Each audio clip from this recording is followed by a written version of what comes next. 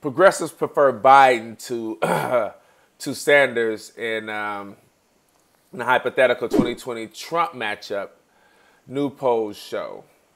So he was obviously bothered by this, and I think for the simple fact that that they're, for some reason, they're labeling progressives as strong liberals. Yeah, that's not a progressive. Hillary considers herself a strong liberal. She tries to consider herself a progressive, but she's not. But yeah, I guess they had a mock poll speaking on the prospects of 2020 and what people will vote for, obviously. And it says progressives prefer Biden to Sanders in hypothetical 2020 Trump matchup. New polls show. This had Jordan furious. So registered voters who say they have strong liberal ideology. I think that's kind of, right there is the crust of it. It's an article. Jordan, please leave me alone. It is a video. It's a video connected to the article, boy. So registered voters who say they have a strong liberal ideology prefer former Vice President Joe Biden to Bernie Sanders. Strong liberal ideology. Okay.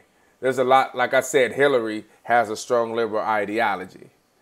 So if that's the case, they obviously didn't, they should have put progressive. Bernie Sanders wing progressive. I bet you. Be specific. It's easy to water something down to get the kind of numbers that you want. It almost sounds like the testing that they did in Flint. In a hypothetical 2020 matchup against President Trump, according to new polls, the Hill Harris X Daily polls conducted December 16th to 17th found that 83% of self-identified progressives prefer Biden compared to 75% who picked Sanders. Rep. Beto O'Rourke was the top chance for 66% liberal respondents. Among the voters, Biden defeated Trump 42% to 36% outside the polls, 3.1% sampling margin of error. Sanders edged the presidency 38% to 37%, and O'Rourke lost 30% to 37%. Biden also fared best among voters who said they lean liberal or moderate. The polls did not measure how other potential Democratic candidates might do in the contest. Name recognition is considered the prominent factor this early in the election cycle. Former Secretary of State Hillary Clinton was the frontrunner in 2008 before losing the Democratic nomination to President Obama, but establishing credibility and being seen as a first-tier candidate who can appeal to various demographic groups is also vitally important. If there's anyone who appeals to more demographic groups than Bernie Sanders, please let me know. Please.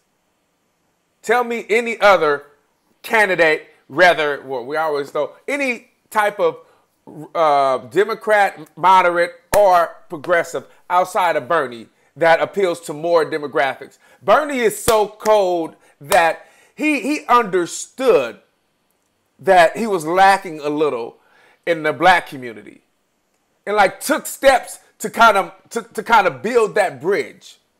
You know what I mean? I mean, you please help me understand. There's no other candidate at all, especially whoever considers to be progressive, that appeals to more. Now, if we're talking, I don't know, 50s and 60-year-olds, maybe some, I would say 40, 60, 70% of older black people, and I'm talking, when I say older, I mean 50, 60. I have arguments with my aunts and uncles all the time about Bernie. So I get that. And that's because, I mean, they didn't even support Obama until like close to 2000 or mid 2008 or beginning 2008. They didn't even support Obama. They was going with Hillary because that's what they knew. They couldn't pronounce his name. They wasn't for some reason they were so I'm not just because he's black. They were probably preoccupied with how white people thought. But they wasn't even supporting Obama. Even after looking at his track record and looking like it took a minute. So that's not even a good poll. There are some older black people that hold the fence, but they always hold the fence. Because for some reason they feel like they owe the Clintons something when they don't owe them shit. And that's how young black people know that they don't owe them nothing. Period. So, get back to my story.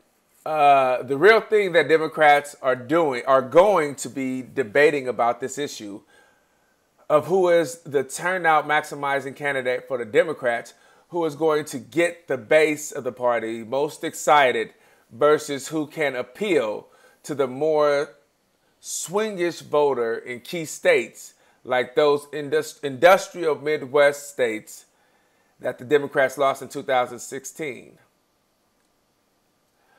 Was it Roy Texria, a political analyst with a left-leaning Center for American Progress, said Friday on the Hill TV's What America's Thinking. With the 2020 primaries more than a year away, rival candidates can use that time to chip away at Biden's progressive bona fides. Sanders is likely to be one of Biden's toughest critics if both men decided to pursue the presidency. In 2016, Biden took a veiled swipe at the Vermont senator, saying at an economic conference that America doesn't need socialism. That statement in itself is out of touch. That statement in itself is out of touch. Obviously, Biden doesn't understand what's the largest voting demographic in this nation. Biden doesn't understand that a lot of the populist rhetoric that even Trump was spewing out spelled socialism. So, and obviously he doesn't understand that there was a large amount of Trump voters that if Bernie were the nominee, would have voted for Bernie. And this is before he shamed Amazon into hiring the minimum wage for their workers. This is before everything that he's done, more than the president, more than Hillary Clinton, more than any other person has done socially in this country. Someone that won and lost not the presidency, just the Democratic nomination. He's done more as a former Democratic nominee than the presidential candidate, the president now, 2016 or any other time. Because he actually cares.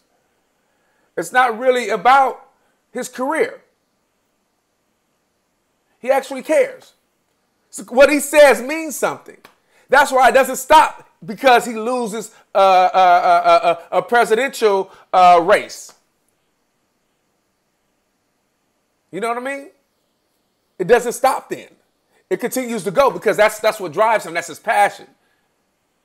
You know what I mean? It's a difference. You can tell the difference between someone who's faking it to make it, who's doing it for a minute, who's saying, oh, I'm going to ride this wave, as we saw every time with Hillary Clinton fluctuating from what she believes to who she is on Tuesday to who she is on Wednesday. We saw that to a person like Bernie Sanders, who even after he loses, continues to push his agenda forward, continue to fight for the things that he wants. There's been no other candidate, either Democrat or Republican, that's done that cared so much about their views that even outside of a race, they continue to push forward with the things that they feel that would better this country. So, think about it. Think about it. That's the measures of a man. That's how you know everyone. This is the reason why people said F it. And was like, you know what? I ain't voting it, or I'm not voting, or I'm gonna vote for Jill Steiner, I'm gonna do, or I'm gonna write somebody in. It's because they rode for him so hard because he was a man of value. He wasn't a minute man. It wasn't for him, it wasn't just about a moment. It wasn't about getting into a position. He understood if he got in that position, he can better push forward the agenda that he felt would work best for everyone in the country, not just a small percentage of the country. And so just because he lost, it didn't stop that. He continued to do that. He continued to move forward. And people love that about him. And he's definitely going to ride on that moving into 2020. You know what I mean? And it's going to be good. It's going to be good. I honestly think, though, just my opinion, that if he did run and won, that he would probably just get one term. Because if in 2020 he wins, and let's say somehow we get the Senate, right, in 2020, he's going to push some shit forward that not even the Republicans are going to hate, but Democrats are going to hate. And you know what he's going to do? He's going to shame the hell out of them. He's going to shame the hell out of them. They're going to hate him. And either they're all going to leave, they're all going to get pushed out and voted out, and he's going to do 2 terms, or they're going to conspire against him. His Democrats and Republicans. That's what happened, because it's about doing things that make the country better and working with people. So if you know that you have a small 4-year window to get some things done, or a 2-year window to get some things done, you're going to get some things done. Bernie has been out of the public light and unrecognized really his entire political career, you know? I mean, in major news and things like that. You look at Biden, he's been a big public figure dealing with the Supreme Court justice case back in '89, I think, and been around. I became vice president, ran for president. You know what I mean? So he's had this career. So he's been disconnected for the longest. You know what I mean? That's why he didn't win the presidential nomination. And that's why Barack did. You know why? Because he was connected at that time and no one knew who he was. Because he was connected, he understood what the people wanted. Like, this is exactly why people voted for him.